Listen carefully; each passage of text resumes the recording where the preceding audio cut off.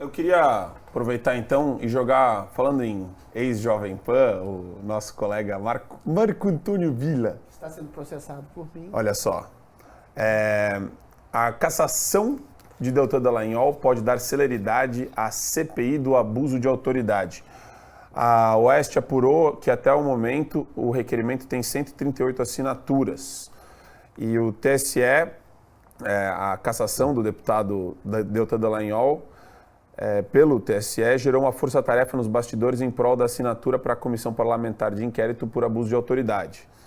O Marcel Van Hatten, que é o autor do requerimento, está mobilizando os parlamentares a fim de completar as 171 assinaturas, que é o número necessário, para instaurar a CPI. Então, eu acho baixo esse número. Acho baixo. Tem que ter mais. Rápido. Tem uma razão para esse contraponto, né? Depois eu falo. Mas o que eu ia passar é um pequeno trecho do Marco Antônio Villa a respeito da cassação do Deltan Dallagnol, quando perguntado pela jornalista da CNN se ela é justa. Vamos lá. Professor, é vingança ou justiça contra essas duas figuras? Eu acho que é justiça. E o Uribe me lembrou essa questão do Sérgio Moro, que é importante. São duas questões bem rápidas. A questão do segundo colocado, que é do PL, no Paraná, ficou em segundo lugar, Sérgio Moro em primeiro, e em terceiro, Álvaro Dias, né, que era senador durante 4 mandatos, acho que se não me engano, 3, 4 mandatos consecutivos pelo Paraná, e governador, tinha uma longa história lá. E aí teve todas aquelas questões da candidatura Sérgio Moro, vamos lembrar que é fantástico, né? Ele mudou para São Paulo, falsamente, que o endereço não era aquele, nunca morou aqui, se soltar ele aqui na Avenida Paulista, ele não volta para casa, né? Se soltar ele aqui na Avenida Paulista, ele não volta para casa. E tem outra coisa legal, um comentário antigo do Villa, que é maravilhoso. Põe aí pra gente, por favor. Lula é criminoso, é chefe de quadrilha. Não vamos esperar a justiça ficar horas discutindo. Essa justiça lá de cima de Brasília. Temos de ver o juiz Sérgio Moro e ir às ruas e exigir a renúncia, não é impeachment não. É renúncia já da criminosa que governa o Brasil. E o criminoso Lula na cadeia, não tem conversa. Quem é brasileiro tem de ir às ruas, colocar as bandeira verde e amarela nas suas casas, nos carros. Chega! Esse é o momento da libertação do projeto criminoso de poder. Lula é Bravo! Segunda parte. Bravíssimo. Bem, Mudou, né? Segré, tem gente que não merece mais um pingo de credibilidade, assim, mais um pingo de credibilidade. E as pessoas, elas demoram para acordar, para ver essas discrepâncias bizarras de opinião. Uma coisa é você evoluir, você começa a vida de esquerda, porque você é romântico, porque você acredita nas falácias da justiça social e da desigualdade como se fossem os problemas que vão ser corrigidos pela imposição da força coercitiva estatal, de um Dino, de um Lula, que vai entrar na tua empresa, que vai mandar quem você tem que contratar, se tem que ser negro, se tem que ser mulher, se tem que ser deficiente. E daí você vai evoluindo ao longo da vida. Você começa a pagar DARF, você começa a pagar boleto. E você começa a perceber que o Estado é o teu sócio compulsório e você não quer ele dentro da sua vida. Você quer ele fora. Nem se fala em questão de liberdade de expressão.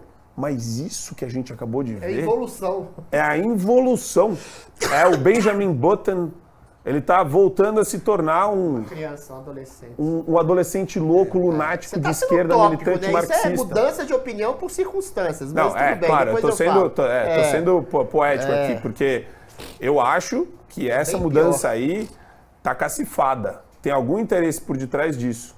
As pessoas conseguem enxergar essa bizarrice que se tornou os comentaristas políticos que viraram a chave totalmente? A minha pergunta sempre para uma pessoa que pensava de uma forma e hoje pensa de outra, e não vejo nenhum mal nisso, pode mudar de ideia. É perguntar o que foi que fez mudar.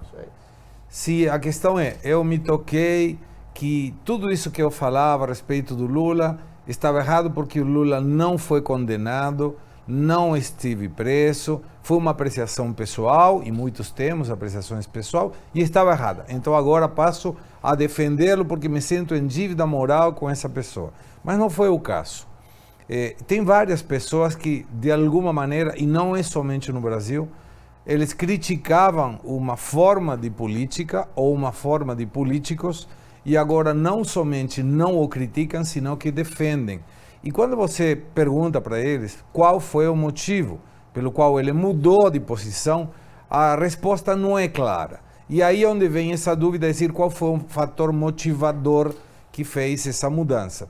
Eu acho que todos nós, como seres humanos, temos 3 visões internas. A primeira é individual, subjetiva, que é valor. E esse valor é o que para mim está certo, ou que para mim está errado, e que de alguma maneira me permite sustentar uma ideia contra, no meu caso, contra a esquerda populista, sem identificar a favor de um candidato em particular. Mas eu vivi num país, cresci num país em que a esquerda populista detonou um país riquíssimo. Então isso me dá o argumento para mostrar por que eu penso dessa forma. A outra questão é moral. E essa questão moral é o que defende um grupo de pessoas e que às vezes está por cima da lei, Marco Antônio. Por exemplo, uma pessoa que é testemunha de Jeová não aceita a transfusão de sangue. E mesmo com uma determinação judicial que diga tem que fazer a transfusão para o filho porque pode morrer, ele moralmente vai falar não.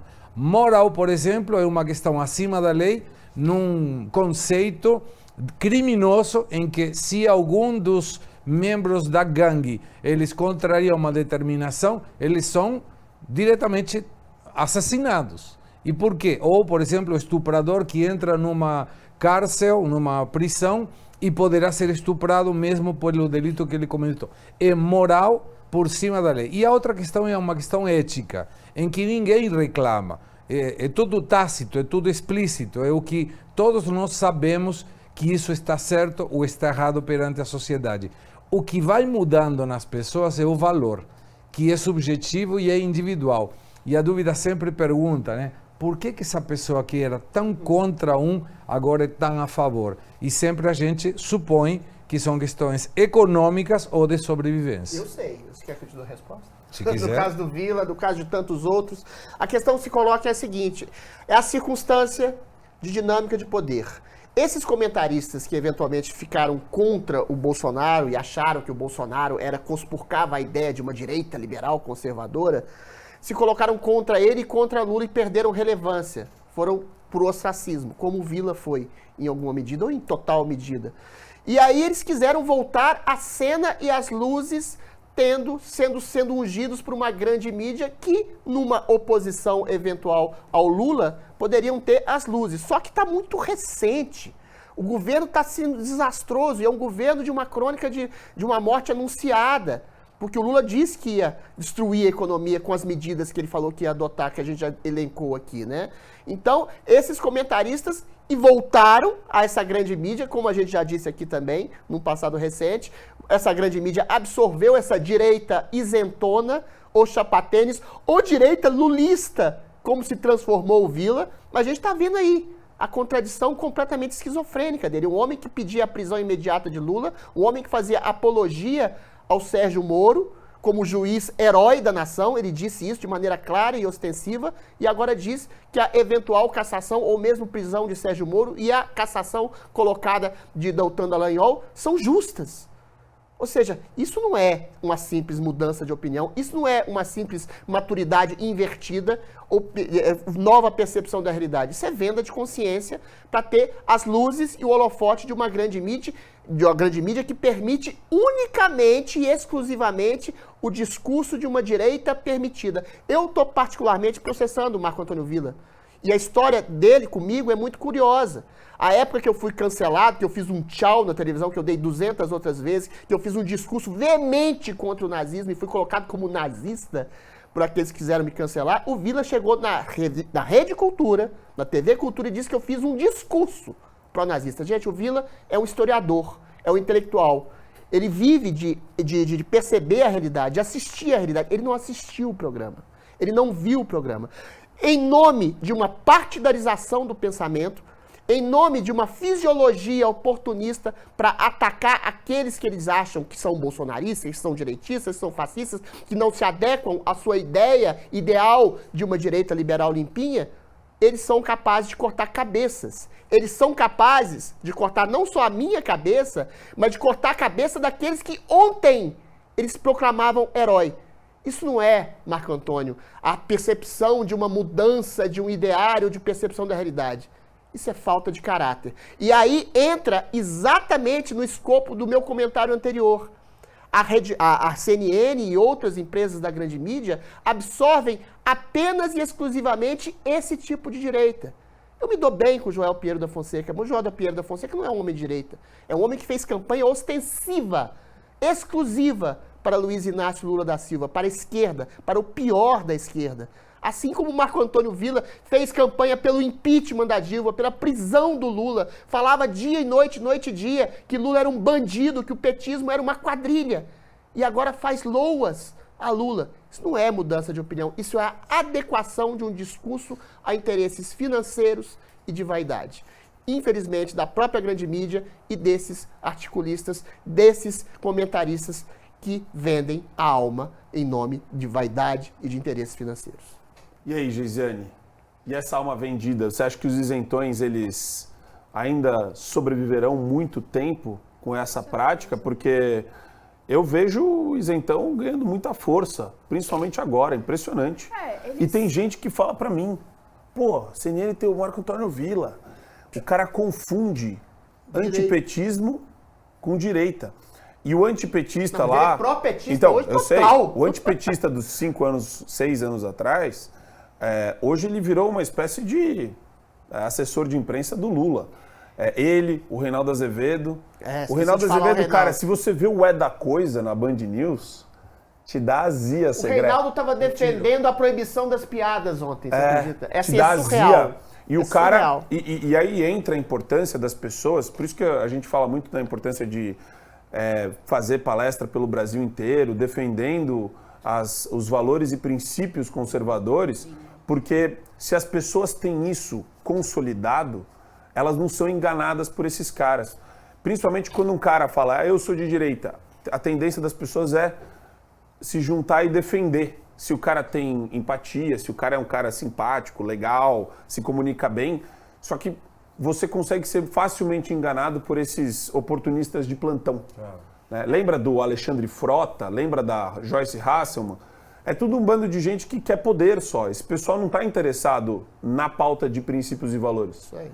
Exato. O Adrilles, se ele fosse mau caráter, ele poderia fazer isso. A pauta comportamental e cultural do sobreviver na Adrilles... grande mídia. O Adrilles, por isso que a gente sempre fala que o Adrilles não é direito, porque não é de fato, mas ele é sincero. Ele fala, eu sou eu sou anti essa agenda identitária, eu sou anti-PT, eu sou anti-ditadura, eu sou pró-liberdade e tal. Se o Adrilles fosse um mau caráter, ele passava facilmente. Não passava pelo radar da direita, porque é isso que acontece com os isentões. Veja, o problema de uma pessoa que se coloca como isenta é justamente aquele que eu citei anteriormente. Não existe imparcialidade. Toda pessoa ela vai comungar de uma base de valores, de ideias, de princípios. Ela vai comungar de alguma coisa de filosofia de vida. E aí, a grosso modo, para ficar mais pedagógico, a gente usa os termos direita e esquerda, né? E o cara que se coloca como isento, ele faz a mesma coisa que a mídia. Ele se coloca como superior a essa polarização. Então ele chega e fala, olha, não, peraí, tá muito polarizado, tá todo mundo muito apaixonado aí embaixo, tá todo mundo dando vazão à sua paixão. Eu sou a razão. Eu sou racional, eu sou o cara que tô aqui em cima, então vem aqui comigo, porque eu é que sou o cara da razão. Mas no final das contas, esse cara, na verdade, sempre está lutando pela agenda da esquerda ou está beneficiando, está pavimentando a estrada para que a esquerda passe. Essa que é a verdade. Não existe nenhum problema na mudança. Eu sou a prova da mudança. Eu entrei numa universidade, passei pelo processo de achar que nós deveríamos fazer a revolução marxista. E eu saí do mestrado flertando com anarquismo. Bakunin. Era esse nível, Bakunin. Bakunin, exato. Era esse nível. Né? Era uma coisa assim, bizarra. Bomba no metrô. Exato, eu passei por esse processo. Eu era feminista, mas eu era feminista ferrenha. E assim, eu passei pelo processo de mudança. E olha que curioso, o que me fez mudar foi justamente eu poder acessar informações, eu ter a liberdade de acessar determinadas informações para que a partir disso eu fizesse o meu discernimento e então passasse a ter um conjunto de valores, princípios, moralidades, uma filosofia de vida diferente da que eu tinha anteriormente. E quando essas figuras jornalistas muito pontuais fazem isso, cai naquela coisa que eu já mencionei aqui do dinheiro. Na verdade, quem sempre teve milícias digitais com blogs, com jornalistas que recebiam para falar bem a respeito de determinados políticos e determinados partidos era o PT. Nunca se comprovou que a direita fazia isso de alguma maneira. A direita, ela consegue crescer dentro de rede social, seja ela qual for, de maneira orgânica. Por quê? Porque a maioria da população concorda com as ideias da direita. Por isso que a gente cresce de maneira orgânica e é por isso que o alvo da PL da censura é justamente as redes sociais. Quando ela menciona a grande mídia tradicional, essa sim que promove desinformação, ela menciona no sentido de beneficiar economicamente esses veículos de comunicação tradicional e, por consequência, os jornalistas que estão dentro deles. Como o Reinaldo, como esse daí da CNN, como aquela menina lá da CNN, a Daniele, e assim por diante. Lima. Daniela, né? Eu sempre erro o nome dela, ela é tão irrelevante para mim que eu erro. Posso fazer um parênteses aqui? Aqui é um convite que eu quero fazer para quem tem filho, quem está assistindo o programa. Cara, participem, é muito rico isso, participem do centro acadêmico, debatam desde o ensino médio sobre todos os temas, porque eu acho importante aprender a dinâmica da linguagem corporal e dos sinais que a pessoa emite no discurso dela e nessa questão de valores. Quando eu ouvi a Jovem Pan, e eu escuto Jovem Pan desde sempre, os comentários do Vila sempre eram em defesa da legislação trabalhista, em defesa do Código de Defesa do Consumidor, em defesa de uma visão estatizante. Então, quando você começa, você vai criando uma constelação, você vai ouvindo a pessoa, né? Você fala, ele é um cara carismático. Na época da Jovem Pan, antes até do impeachment da Dilma, ele era uma figura carismática. Fala bem, fala rápido, faz piadinha, fala, se deixar ele na Paulista, o cara não sabe voltar para casa. Isso é engraçado, então isso vai te dando aquele conforto e vai permitindo que você escute o que ele tem a dizer. Só que você tem que processar. E isso serve para todas as pessoas que estão em volta de nós. Se você não consegue ler a pessoa, você cai na falácia, na construção de imagem que ela quer criar para você. E este, para mim, é o grande ponto. A vida no centro acadêmico foi muito rica para mim, especialmente porque você consegue ver a tática dessa galera de dominar a opinião pública. Queria colocar aqui só um tweet do Sérgio Moro. A gente separou, Matheus? Você tem um tweet do Sérgio Moro? O combate à corrupção, eu não sei imitar. Ainda respira. Decisão importante do STF que merece elogios. Então, ele colocou... coloca de volta só para eu ler aqui. Só para eu ler aqui. Já coloquei. STF, maioria condena Collor por corrupção e lavagem de dinheiro. Isso aí. Marco Antônio, isso é a mesma linha do Bolsonaro. Esse pessoal não acordou ainda que o STF, na figura do TSE, na figura do Alexandre, querem destruí-los. Eles não estão sendo democratas. Não adianta você fazer afagos ou eventuais... isso aqui é uma circunstância simplesmente de polaridade política, mas para além dessas polaridades, essas polarizações, a gente está combatendo a corrupção. Não é isso, gente. É uma destruição sistemática da direita brasileira e, sobretudo, meu caro Sérgio Moro, uma destruição de quem fez a Lava Jato. É uma reação de um establishment corrupto, novamente entranhado no poder, contra quem tentou combatê-lo. Já tiraram a cabeça do Deltan Dallagnol. A próxima é sua, é a próxima do Bolsonaro. Se vocês quiserem comungar de maneira civilizada, política, articulada e comedida com quem quer matar vocês, boa sorte. É a mesma coisa que você dar um afago no carrasco que tá para cortar sua cabeça. Boa sorte.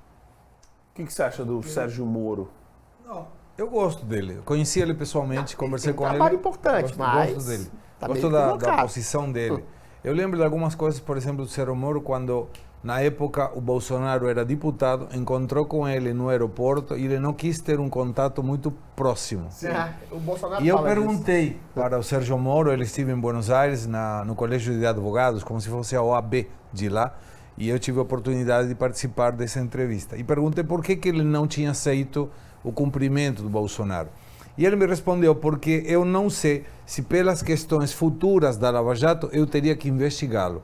E eu não queria contato com alguém que posso ter que investigar depois. E achei uma questão de valor subjetivo, individual, importante. Agora, tem uma questão que a Jace mencionava muito interessante, que é como essas questões das universidades, das pessoas que estudam ou que não têm oportunidade de estudar, vão refletindo na conduta de cada uma delas. E toda essa questão populista de esquerda se baseia em duas coisas que são importantes, imperceptíveis e muito provavelmente não terão volta para trás, que é a falta de cultura e a falta de futuro, a pobreza. Quando você tira das pessoas da pirâmide, da base da pirâmide socioeconômica, a perspectiva de futuro é adaptar-me a qualquer coisa que me permita sobrevivência.